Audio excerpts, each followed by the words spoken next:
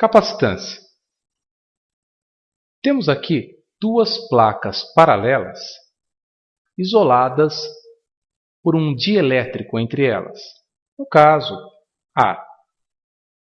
Vamos estabelecer uma DDP entre as placas, através de um gerador elétrico.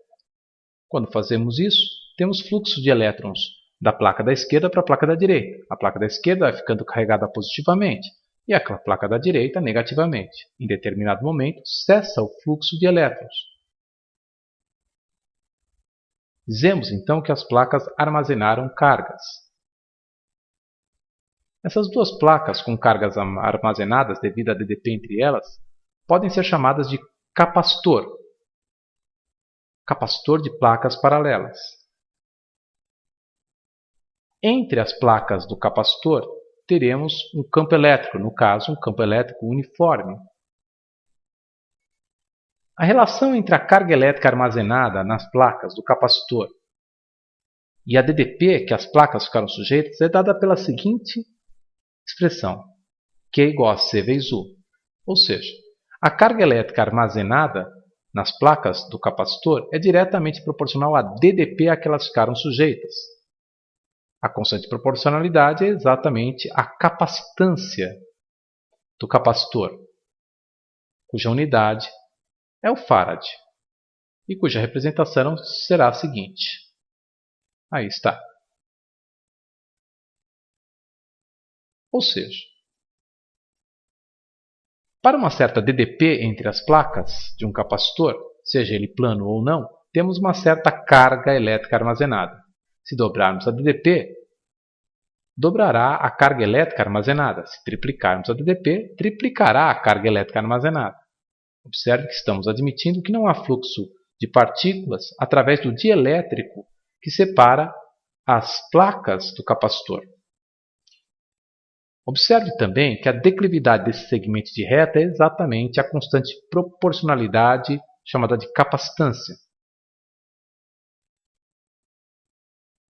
No caso de um capacitor de placas paralelas, a capacitância depende da área das placas, da distância entre as placas e da permitividade absoluta do dielétrico entre as placas, que chamamos de epsilon. A expressão que relaciona as grandezas é capacitância do capacitor de placas paralelas, epsilon vezes A sobre D.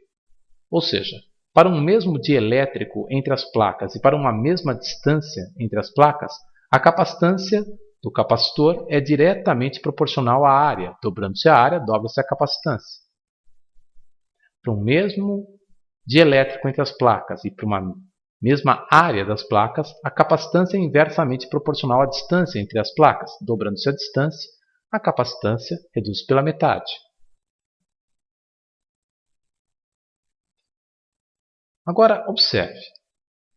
Temos aí um esquema representativo de duas placas paralelas que vão ser carregadas. Trata-se de um capacitor de placas paralelas. Inicialmente, as placas estão descarregadas.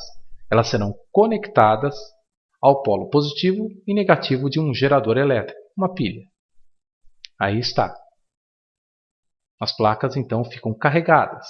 Armazena-se cargas elétricas nas placas. Já sabemos que a relação entre a carga elétrica e a DDP, que provocou essa migração de partículas eletrizadas de uma placa para outra, é diretamente proporcional, sendo a constante de proporcionalidade entre a carga e a DDP a chamada capacitância.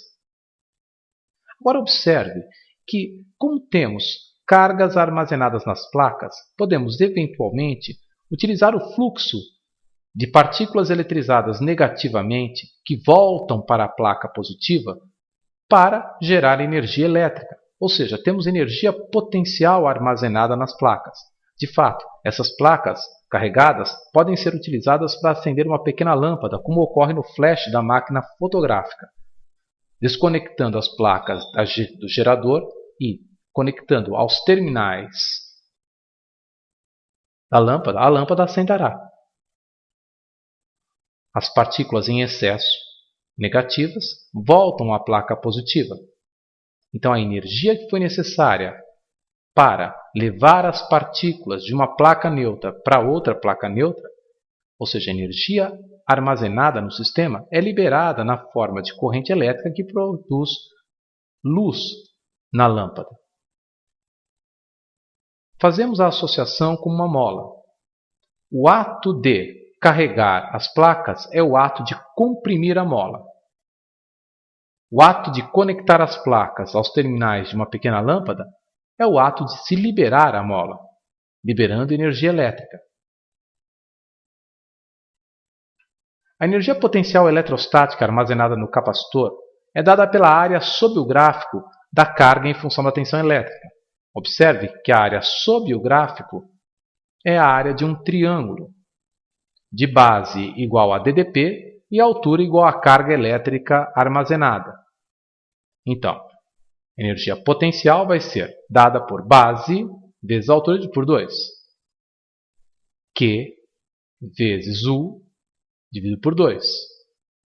Como sabemos que a carga é diretamente proporcional a ddP, através da constante C, capacitância, podemos reescrever essa expressão da seguinte maneira.